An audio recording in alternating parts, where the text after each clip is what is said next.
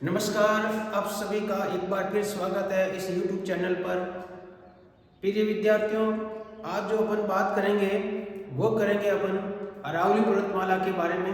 पिछले दो वीडियो में हमने अरावली पर्वतमाला के बारे में देखा था कि अरावली पर्वतमाला जो आई हुई है भारत के किन किन राज्यों के अंदर आई हुई है।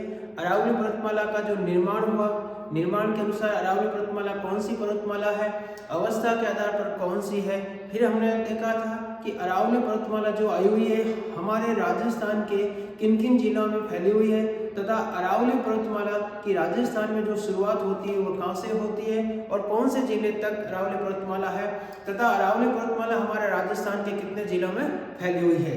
अब जो आज अपन जो हमारा विषय रहेगा वो रहेगा अरावली पर्वतमाला के सर्वोच्च पठार कौन कौन से है, अरावली पर्वतमाला की चोटियां कौन कौन सी है तथा अरावली पर्वतमाला का जो वर्गीकरण है उनके बारे में अपन बात करेंगे। तो आइए सबसे पहले अपन नजर डालें एक बार अरावली पर्वतमाला,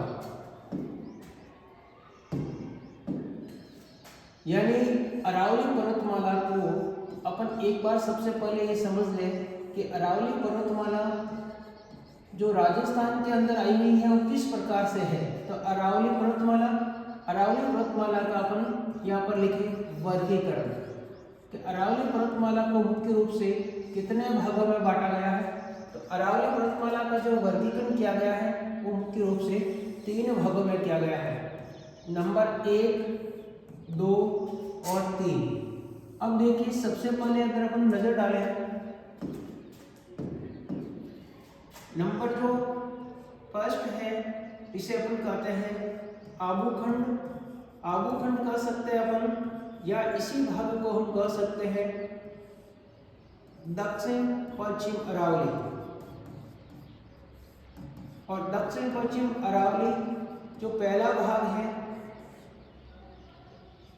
इसके बाद नंबर 2 जिसे हम कह सकते हैं मध्य अरावली।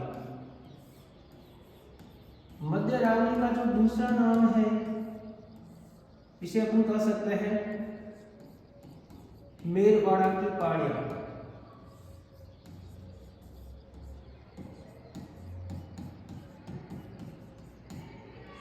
इसके बाद जो तीसरा भाग है जिसे हम कह सकते हैं उत्तरी पूर्वी अरावली।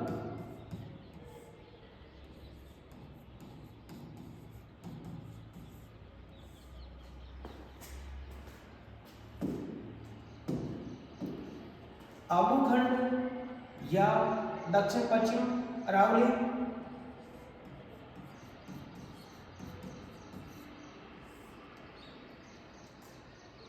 अब ये जो फैली हुई है ये कहां से कहां तक फैली हुई है। तो अपन लिखे यहां पर विस्तार। इसका जो विस्तार है वो कौन से जिले से होकर सिरोही जिले से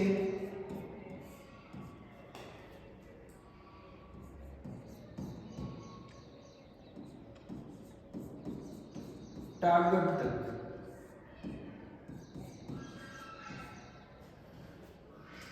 इसमें अपन नजर डालें, ये आई हुई है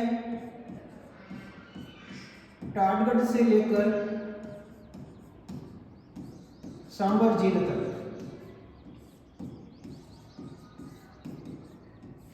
इसमें अगर अपन देखेंगे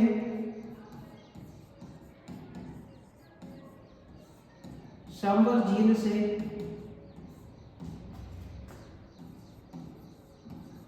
झुंझुनू जिले तक आई हुई है।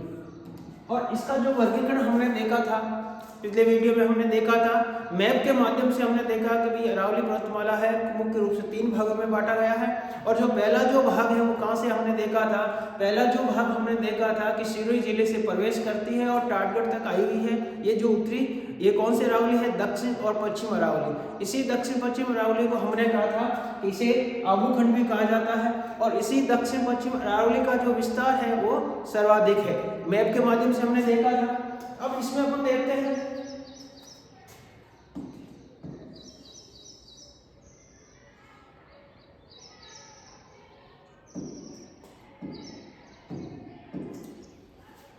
दक्षिण पश्चिम अरावली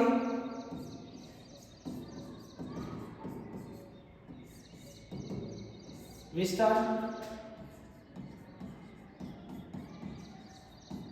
सर्वाधिक,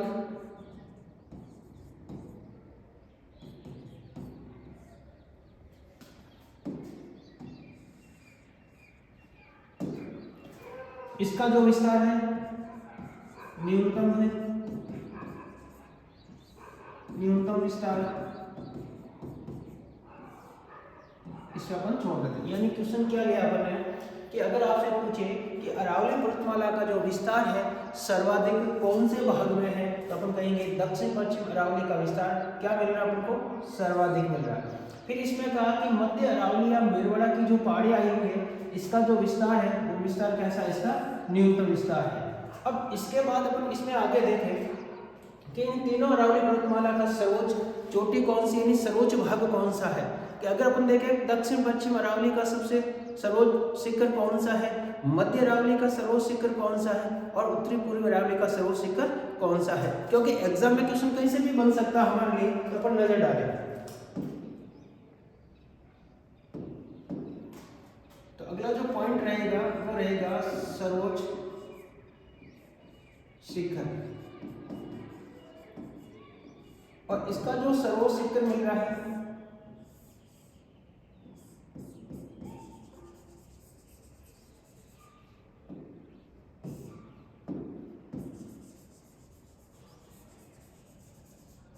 वो कौन सा है, ये जो इसका सर्वोच्च शिखर मिल रहा है वो है अपन का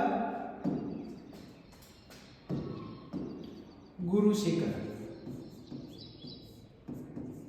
और गुरु शिखर की जो ऊंचाई है कितनी है, 1722 मीटर। कौन से जिले में है, अपन कह सकते हैं सिरोही में।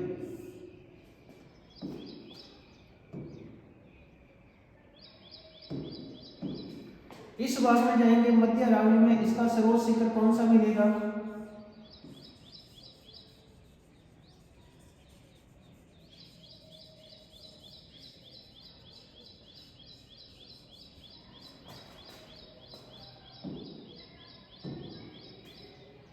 इसका जो सर्वोच्च शिखर मिलेगा वो मिलेगा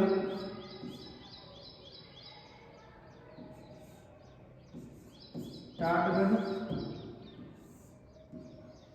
या अपन कह सकते हैं यहाँ पर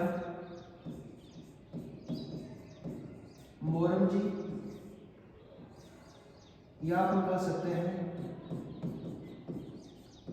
गोरम जी। इसकी जो ऊंचाई मिलेगी 934 मीटर मिलेगी। और कौन से जिले में मिल रही है, तो अपन बता सकते हैं कि यह अजमेर जिले के अंदर मिलेगी। यानी पूछे कि मध्य अरावली या मेरवड़ा की पहाड़ियों की सबसे ऊंची चोटी कौन सी है, तो हमारी बात होगी टाटगढ़ कह सकते हैं अपन, जिसका दूसरा नाम है मोरम जी, या अपन कह सकते हैं गोरम जी, जिसकी ऊंचाई 934 मीटर है। और कौन से जिले में, अरावली के अंदर, कौन सा जिला, तो अजमेर जिला, जो अरावली का न्यूनतम विस्तार है। अपन ये बात करें कौन सा, मध्य अरावली, जिसे मध्य अरावली भी कहते हैं। और मध्य अरावली को ही मेरवड़ा की पहाड़ियां भी कहते हैं। कई बार पूछा जाता है कि मेरवड़ा की पहाड़ियां राजस्थान के कौन से जिले में आई हुई है, तो याद रखना कौन सा जिला है, अजमेर।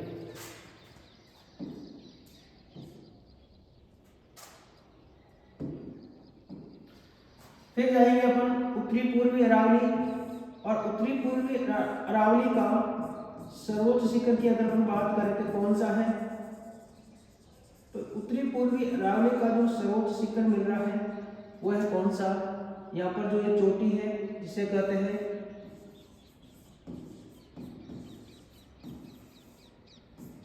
रघुनाथगढ़, जिसकी ऊंचाई है 1055 मीटर। कौन से जिले में है, सीकर जिले में। यानी हमने यहाँ पर अरावली पर्वतमाला का वर्गीकरण के बारे में बात हो रही है, तो हमने कहा कि अरावली पर्वतमाला का जो वर्गीकरण है मुख्य रूप से कितने भागों में किया गया। अरावली पर्वतमाला का वर्गीकरण 3 भागों में। पहला जो भाग है आबूखंड, या अपन कहते हैं कि दक्षिण पश्चिम अरावली, जिसका सर्वोच्च शिखर है गुरु शिखर है, जिसकी ऊंचाई कितनी है 1722 मीटर है, और कौन से जिले में, सिरोही जिले के अंदर है। फिर हमने कहा कि मध्य अरावली की बात हुई थी, कौन सी है, अपन कह सकते हैं गोरम जी है, 934 मीटर की ऊंचाई है, कौन से जिले में, अजमेर में। फिर हमारी बात हुई कि उत्तरी पूर्वी अरावली का जो सर्वोच्च शिखर है कौन सा, रघुनाथगढ़, और रघुनाथगढ़ राजस्थान के किस जिले में, शिखर के अंदर, इसकी ऊंचाई कितनी, 1055 मीटर। अब यहाँ पर हमने पूरे अरावली पर्वतमाला का जो वर्गीकरण किया था कि 3 भागों में। अगर अपन देखें कि अरावली पर्वतमाला का जो विस्तार है, विस्तार की जब हमारी बात हुई थी कि अरावली पर्वतमाला का जो विस्तार सर्वाधिक है, तो कौन से भाग में, दक्षिण पश्चिम अरावली के अंदर सर्वाधिक है। लेकिन यहीं पर अगर आपको पूछे कि कौन से जिले में है, यानी विस्तार सर्वाधिक किस जिले में मिलेगा, उदयपुर, यानी उदयपुर जिले के अंदर अरावली पर्वतमाला का जो विस्तार है वो सर्वाधिक है।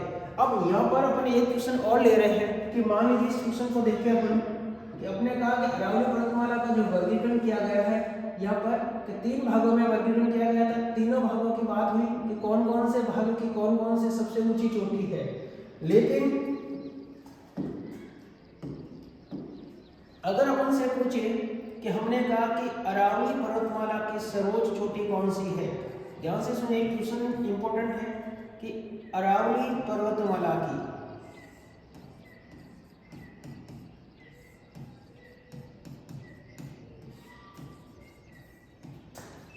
सबसे ऊंची चोटी कौन सी है।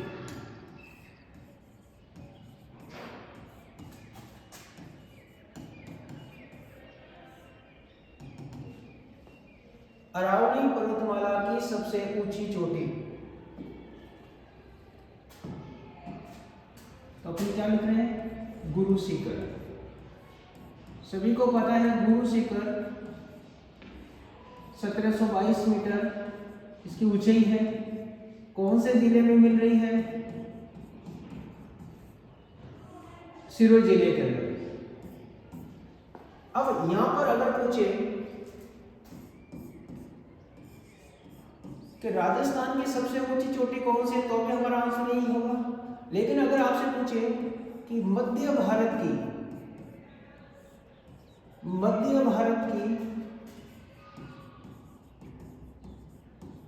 सबसे ऊंची चोटी,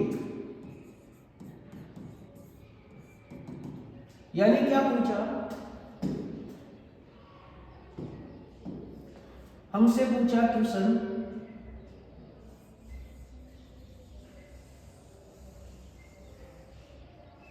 ये जो हमारा भारत है, हमने कहा कि बीच के अंदर ये जो भाग है जिसे हम कह सकते हैं कौन सा भारत है, उत्तरी भारत है ये।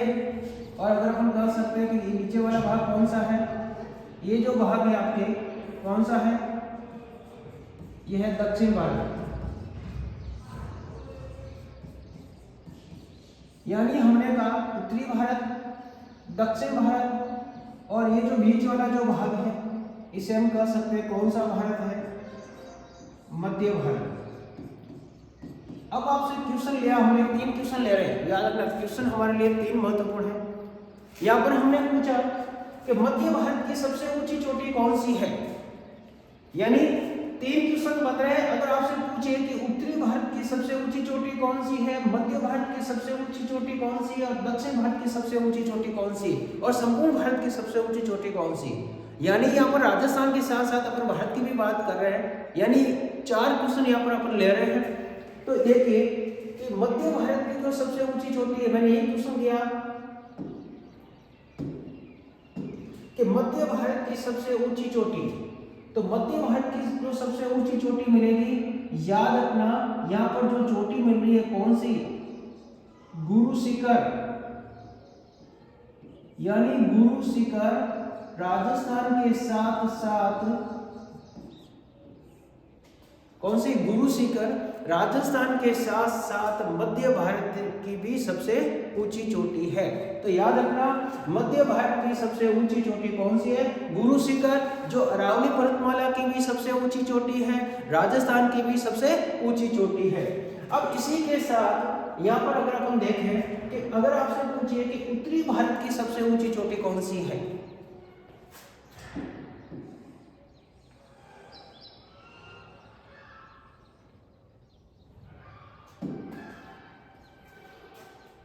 यानी अपन को पूछा कि उत्तरी भारत की सबसे ऊंची चोटी कौन सी है।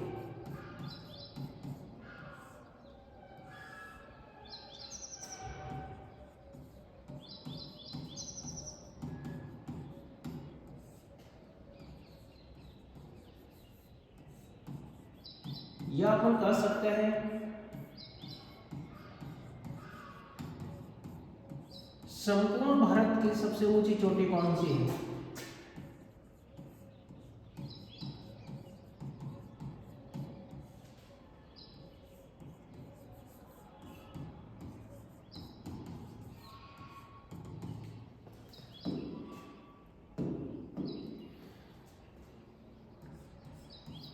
तो देखिए, ये जो हमारा मैप है और इस मैप के अंदर ये जो भाग है इधर वाला, यह है लद्दाख, जो नया केंद्र शासित प्रदेश बना हुआ है। और इधर वाला जो भाग है ये नया है जम्मू कश्मीर। और इधर वाला जो भाग है वह है हिमाचल प्रदेश।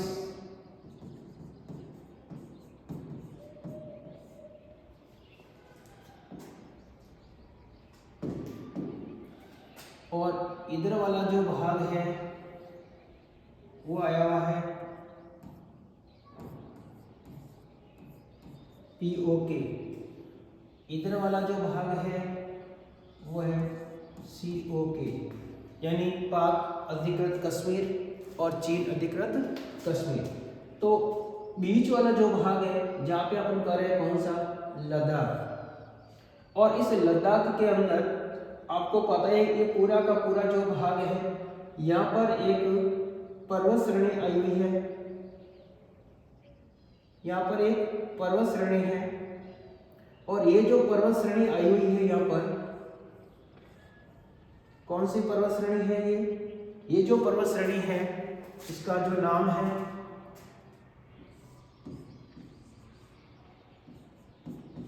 काराकोरम।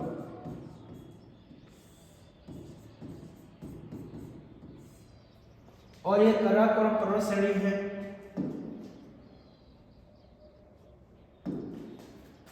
और यहीं पर आई हुई है एक और पर्वत श्रेणी, कौन सी? ये है लद्दाख पर्वत श्रेणी।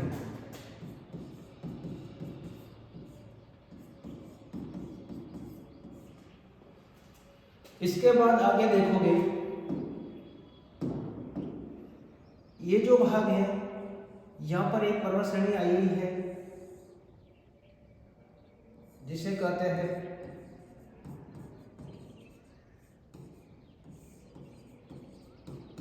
जास्कर पर्वत श्रेणी।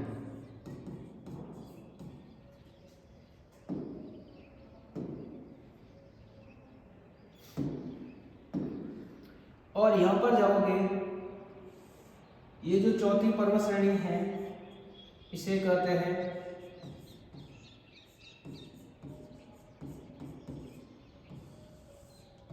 पीर पंजाल पर्वत श्रेणी। यानी हमने बात की कि मुख्य रूप से कितनी पर्वत श्रेणियां आई हुई हैं? 4 पर्वत श्रेणियां आई हुई है।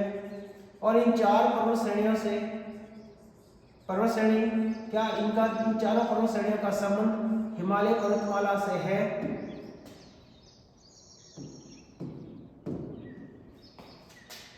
यानी ये जो 4 पर्वत श्रेणियां है और कई बार एग्जाम में पूछा जाता है कि इन पर्वत श्रेणियों को उत्तर से दक्षिण की ओर क्रम लिखिए। तो उत्तर में सबसे पहले कौन सी है? काराकोरम। और इसके बाद में कौन सी मिल रही है? लद्दाख। और इसके बाद कौन सी मिल रही है? जास्कर। और सबसे लास्ट में जाओगे कौन सी मिल रही है? पीर पंजाब। ये जो पर्वत श्रेणियां हैं इनका हिमालय से कोई संबंध नहीं है, यानी इन पर्वत श्रेणियों का जो निर्माण हुआ वो हिमालय पर्वतमाला से पहले ही हो चुका है। तो इनका हिमालय पर्वतमाला से कोई संबंध नहीं है। इनका निर्माण हिमालय पर्वतमाला से पहले हुआ। हिमालय पर्वतमाला का जो निर्माण हुआ वो बाद में हुआ। इसी कारण आपसे एग्जाम में पूछा जाता है कि ऐसी कौन कौन सी पर्वत श्रेणियां हैं जिनका संबंध हिमालय से नहीं है और इनका जो क्रम है वो उत्तर से दक्षिण की ओर है। तो सबसे पहले नंबर 1 है कौन सी? काराकोरम। 2 नंबर पे जाएंगे तो कौन सी मिलेगी? लद्दाख। तीसरे नंबर पर गए तो कौन सी मिली? जास्कर। और चौथे नंबर पर गए तो कौन सी मिली? पीर पंजाब। जो उसका क्रम हमने लिखा, क्रम कौन से? उत्तर से दक्षिण की ओर। उत्तर से दक्षिण की तरफ जो इसका पर्वत, इन पर्वत श्रेणियों का जो क्रम है वो हमने लिखा इस प्रकार से इसका पर्वत है, यानी नंबर 1, 2, 3 और 4। अब हमने कहा कि भारत की या उत्तरी भारत की कह सकते हैं अपन, या इसमें लिखा कि संपूर्ण भारत की सबसे ऊंची चोटी कौन सी है। तो याद रखना ये जो बीच वाला भाग है, इस बीच वाले भाग के अंदर यह आई हुई है जो संपूर्ण भारत की सबसे ऊंची चोटी है। इस चोटी का जो नाम है वो, इस चोटी का जो नाम है इसे कौन सी चोटी कहते हैं? इसे कहते हैं K2। कौन सी? K2 कहते हैं। और इसी का जो नाम है इसे कहते हैं गॉडविन ऑस्टिन।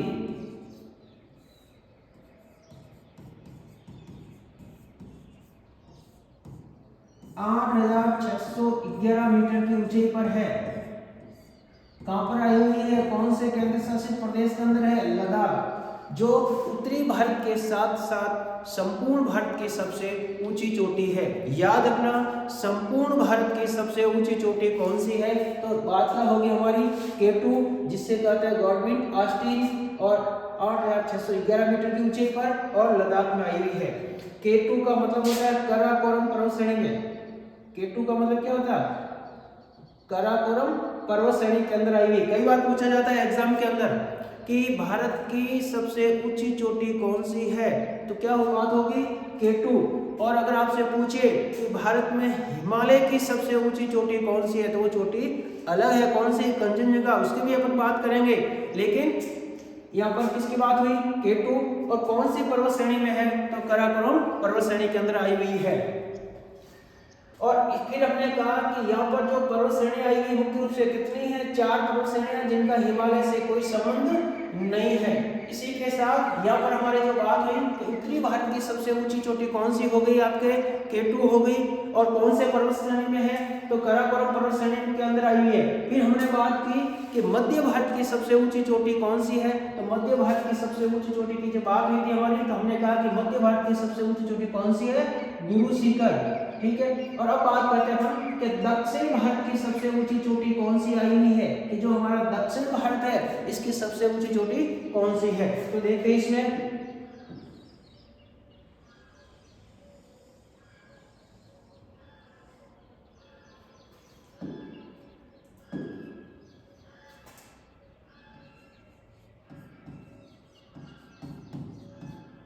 दक्षिण भारत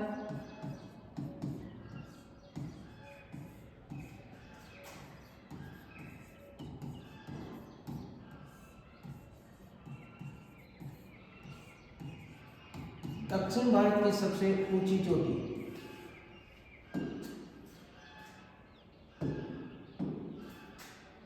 लेते हैं अपन दक्षिण भारत को।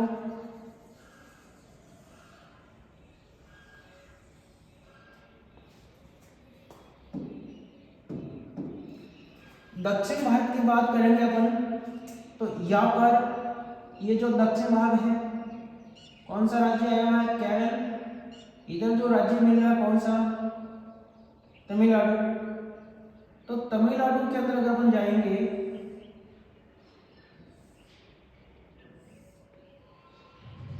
तो तमिलनाडु के अंदर यहाँ पर भी विभिन्न प्रकार की पहाड़ियाँ आई हुई हैं।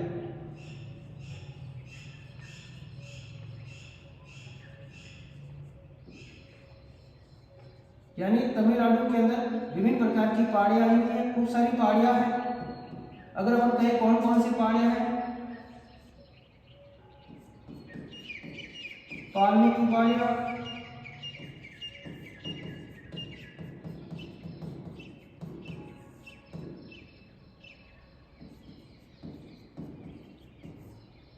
जवादी की पहाड़ियाँ,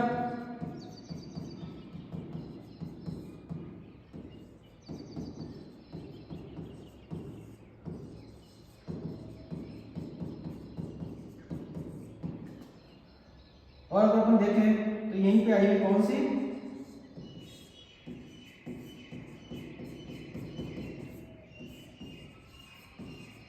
नीलगिरी की पहाड़ियाँ। अपन डिटेल से इसके बाद जब इंडिया ज्योग्राफी पढ़ेंगे उसमें करेंगे। तो यहाँ पर थोड़ा थोड़ा याद रखना आप लोगों को कि खूब सारी जो पहाड़ियाँ आई हुई कौन से राज्य में आई हुई थी, आई हुई है तमिलनाडु के अंदर। लेकिन जब केरल की बात होगी, ये इधर वाला जो भाग है,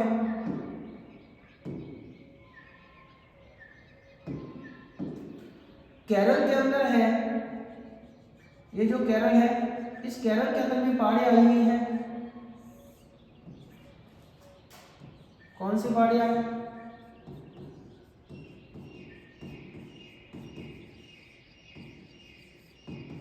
अन्नामलई की पहाड़ियाँ। तो अन्नामलई की पहाड़ियों के अंदर जो चोटी है कौन सी, अनईमुडी, किस राज्य के अंदर है, केरल के अंदर, जो दक्षिण भारत की सबसे ऊंची चोटी है। यानी हमने जो बात की कि अरावली पर्वतमाला का जो वर्गीकरण है उनको मुख्य रूप से 3 भागों में बांटा गया है। और इसी के साथ हमने ये भी बात की कि उत्तरी भारत की सबसे ऊंची चोटी कौन सी है, मध्य भारत की सबसे ऊंची चोटी कौन सी है, और दक्षिण भारत की सबसे ऊंची चोटी कौन सी है। तो दक्षिण भारत की जो ऊंची चोटी है कौन सी है, अनईमुडी है। कौन सी पहाड़ियों के अंदर है, अन्नामलई की पहाड़ियों के अंदर है। और किस राज्य के अंदर है, तो केरल के अंदर है। यानी अपन नजर डालें, अभी तक जो हमारी बात हुई, आप कहोगे कि हम क्या पढ़ रहे थे, कहां पर चले गए, कि हम पढ़ रहे थे अरावली पर्वतमाला और कहां पहुंच गए अपन, भारत की सर्वोच्च चोटियों के बारे में अपन बात करने लगे। तो दोस्तों याद रखना, ये कंपटीशन है और इस कंपटीशन के अंदर जो एग्जाम के अंदर क्वेश्चन बनते हैं वो हमें कहीं से भी दे सकता है। तो जब हम पढ़ते हैं यहाँ पर तो सभी को अपन एक साथ पढ़ें, एक साथ जोड़ के पढ़ें, ताकि क्या होता है हम क्रम याद रखें। क्योंकि अपन चोटियों की बात कर रहे हैं यहाँ पर, और हमने कहा कि सिर्फ और सिर्फ केवल अरावली पर्वतमाला तक ही हमें नहीं रहना है कि अरावली पर्वतमाला की बात हुई। तो देखिए, यानी जो भी चीज अपन पढ़ रहे हैं, समझ रहे हैं, उसको एक साथ जोड़ के पढ़ें। पहला भाग कहां से कहां तक है, फिर दूसरा भाग कहां तक है, फिर तीसरा भाग कहां तक है। अगर चोटियों की बात हो रही है तो राजस्थान की सबसे ऊंची चोटी कौन सी है, दक्षिण भारत की कौन सी है, मध्य भारत की कौन सी है, और उत्तरी भारत की कौन सी है। इसी प्रकार से अगर हम कोई चीज पढ़ते हैं कि राजस्थान का सबसे ऊंचा जलप्रपात कौन सा है, तो भारत का सबसे ऊंचा जलप्रपात कौन सा, और विश्व का सबसे ऊंचा जलप्रपात कौन सा। इन तीनों को अगर आप एक साथ पढ़ोगे तब क्या होगा, आपको कोई भी चीज याद रहेगी। ऐसा नहीं कि अपने सिर्फ कोई बात हो रही है कि राजस्थान की बात कर ली अपन ने, इंडिया को छोड़ दो, बाद में अपन देख लेंगे, नहीं, इनको सभी को क्रम से पढ़ो कि राजस्थान की सबसे लंबी नदी कौन सी है, भारत की सबसे लंबी नदी कौन सी, और विश्व की सबसे लंबी नदी कौन सी है। इस प्रकार से अगर आप पढ़ोगे कोई भी चीज तब आपको वो चीज जल्दी याद आएगी, जल्दी समझ में आएगा। तो देखिए, नजर डालते हैं अपन ने सबसे पहले कहा कि अरावली पर्वतमाला का वर्गीकरण, और अरावली पर्वतमाला का जो वर्गीकरण किया था हमने कितने भागों में किया था, 3 भागों में किया था। और 3 भागों के अंदर फिर हमारी बात हुई थी कि अरावली पर्वतमाला के अंदर ये जो सबसे पहला जो भाग है जिसे हमने क्या कहा, दक्षिण और पश्चिम अरावली, दक्षिण पश्चिम अरावली की बात हुई थी इसमें कि दक्षिण पश्चिम अरावली का जो विस्तार है वो सर्वाधिक है राजस्थान के।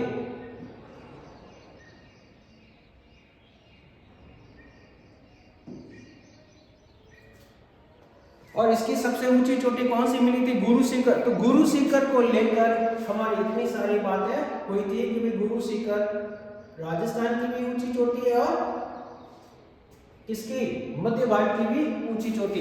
इसी प्रकार से एक डायग्राम के माध्यम से अपन और समझते हैं कि जो सिरोही जिले के अंदर है उनकी बात कर लेते हैं।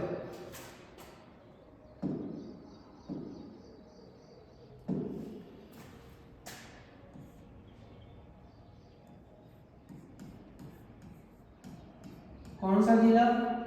सिरोही जिला। अब देखिए डायग्राम के माध्यम से समझते हैं कोई चीज।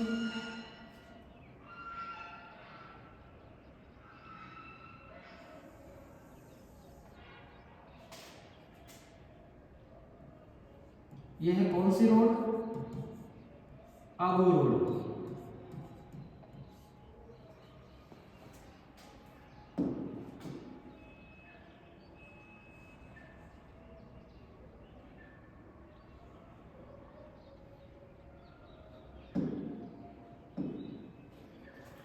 यानी ये हमारा धरातल।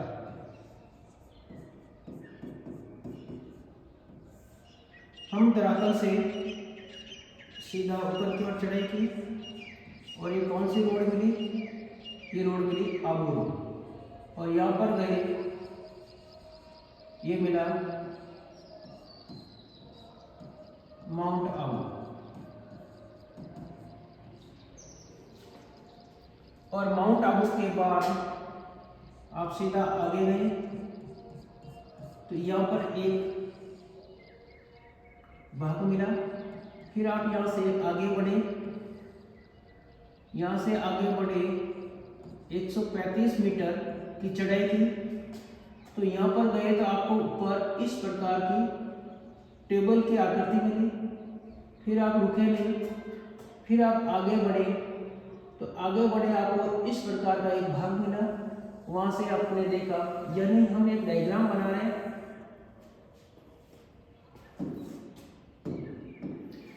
इस डायग्राम के माध्यम से अपन समझते हैं कि सबसे पहले मैंने कहा कि यहाँ पर एक नगर मिला। कौन सा नगर मिला? माउंट आबू। और इस माउंट आबू जो नगर मिला,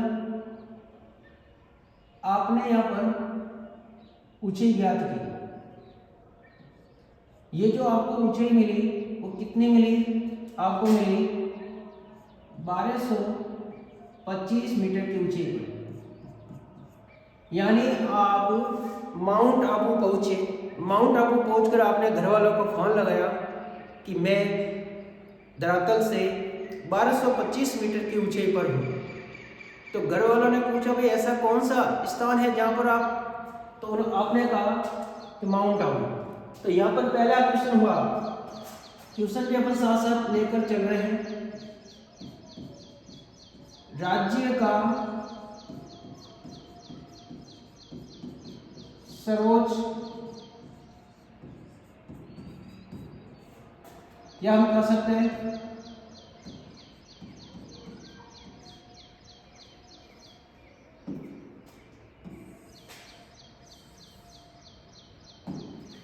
राज्य का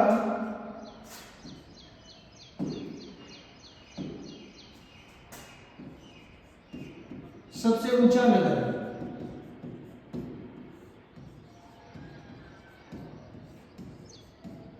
राज्य का सबसे ऊंचा नगर कौन सा मिला? माउंट आबू। कितने मीटर की ऊंचाई पर मिला? आपने फोन लगाया तो कहा था 1225 मीटर की ऊंचाई पर। ठीक है सर। इसके बाद फिर आप आगे गए यहीं पर इसके पास में, तो यहाँ पर क्या मिली थी? आपने देखा यहाँ पर एक झील मिली थी। कौन सी झील थी? नक्की झील। कौन सी झील? नक्की झील। फिर यहाँ पर दूसरा क्वेश्चन लेते हैं, राज्य की सबसे ऊंची झील। कौन सी झील? राज्य की सबसे ऊंची झील ये मिली थी नक्की झील। कौन से, इसकी ऊंचाई कितनी है? मैंने कहा यहीं पे इसके पास में ही नक्की झील ऊंचाई कितनी हो गई?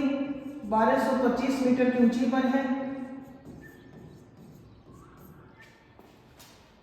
इसके बाद फिर आपने चढ़ाई की, और चढ़ाई कितनी? 135 मीटर। जब आप 135 मीटर की चढ़ाई पर और आगे गए और यहां से फिर आपने घर वालों को फोन लगाया, तो 1225 मीटर की ऊंचाई पर थे, 135 मीटर की ऊंचाई पर और आगे गए तो ऊंचाई कितनी हो गई आपके? 1360 मीटर की ऊंचाई पर। यहां पर मैंने कहा टेबल की आकृति में, यानी ऊपर से समतल है, बिल्कुल ऊपर से जो समतल है उस आकृति को अपन क्या कहते हैं? यहाँ पर पठार मिला। कौन सा पठार मिला यहाँ पर?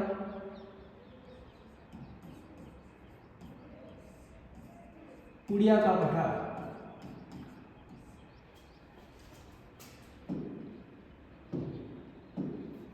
तो अगला क्वेश्चन लेते हैं अपन, राज्य का सबसे ऊंचा पठार कौन सा पठार? पुड़िया का पठार।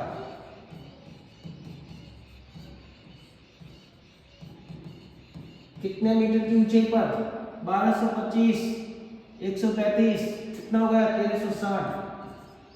तो राज्य का सबसे ऊंचा पठार कौन सा है? तो आप कह सकते हो कि पुड़िया का पठार। इसके बाद फिर मैंने कहा कि यहां पर गए तो सबसे ऊपरी भाग पर गए, तो यहां पर देखा आपने तो यहां पर एक शंकुनुमा भाग मिला, और जिसका नाम था गुरु शिखर। और इसकी ऊंचाई कितनी मिली थी? 1722 मीटर। अगला क्वेश्चन लेते हैं,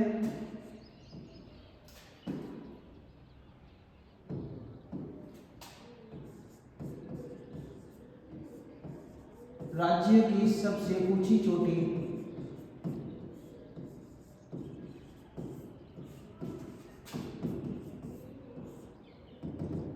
तो आंसर होगा गुरु शिखर, 1722 मीटर। अब देखिए, हमने बात की कौन से जिले की? सिरोही जिले की। तो ये सभी जो आंसर है इसका आंसर होगा कौन से जिले में? तो हमारा आंसर होगा सिरोही जिले। यानी कोई भी चीज हम डायग्राम के माध्यम से समझते हैं तो हमें क्या होता है? वो जल्दी याद होती है। इसी प्रकार से डायग्राम के द्वारा आप समझ सकते हो कि राज्य का सबसे ऊंचा नगर कौन सा? माउंट आबू। और इसी के बाद राज्य की सबसे ऊंची झील कौन सी है? नक्की झील। और राज्य का सबसे ऊंचा पठार कौन सा?